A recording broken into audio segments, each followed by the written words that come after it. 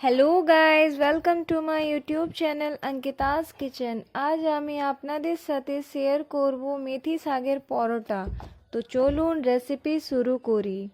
এখানে আমি মেথি শাকগুলোকে ভালো করে ছোট ছোট করে কেটে নিয়েছি।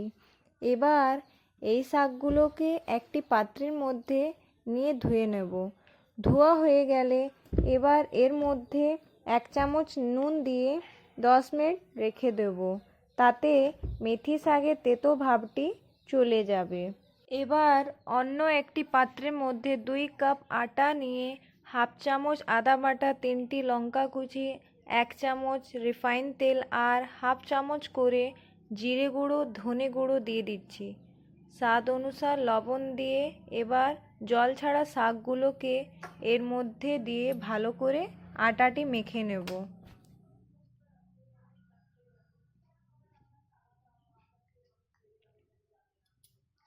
মেথির পরোটা বানাবার জন্যে আটাটা বেশি নরম করব না, যেহেতু শাকের মধ্যে জল আছে, সেই জন্যে আমরা শাক নিয়ে ভালো করে আটাটা মেখে নেব।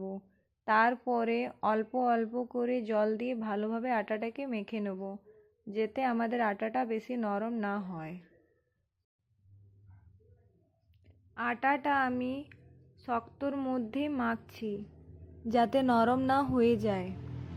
এবার আটাটা মেখে নিয়ে 10 মিনিট রেখে নেব ঢাকা দিয়ে।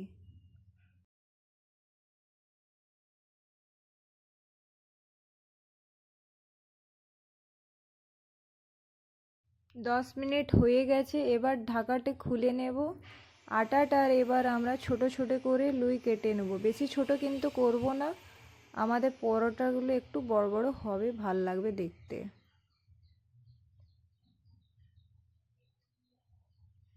এইভাবে লুইগুলো কেটে নেব।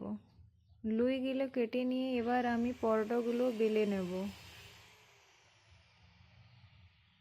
দেখুন পরোটাগুলো কিন্তু মাঝের থেকে ফেটে যায়নি, একটু আটাটা শক্ত মেখেছিলাম বলে। এবার তাওয়ায় দিয়ে আমি ভালো করে ভেজে নিয়ে আটাটার পরোটাগুলো বানিয়ে নেব।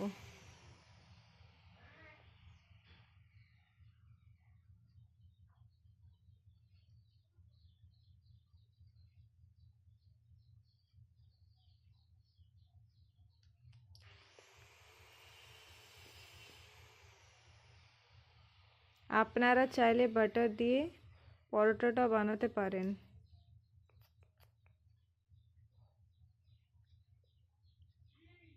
এইভাবে আমি বাকি পরোটাগুলোও বানিয়ে নিচ্ছি।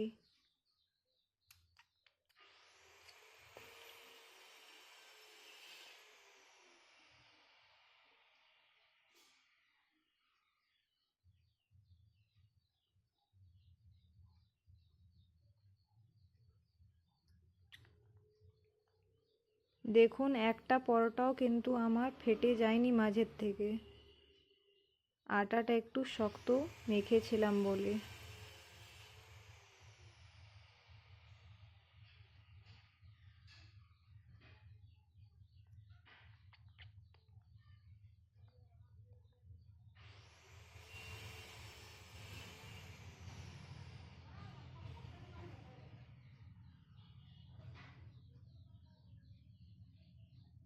এবার এগুলো হয়ে গেছে, সার্ভ করে নেব। আমি মেথির পরোটার সাথে চাটনি, আচার নিয়েছিলাম। আপনারা চাইলে অন্য কিছুর সাথেও খেতে পারেন, দারুণ লাগে কিন্তু, ট্রাই করবেন অবশ্য। ধন্যবাদ।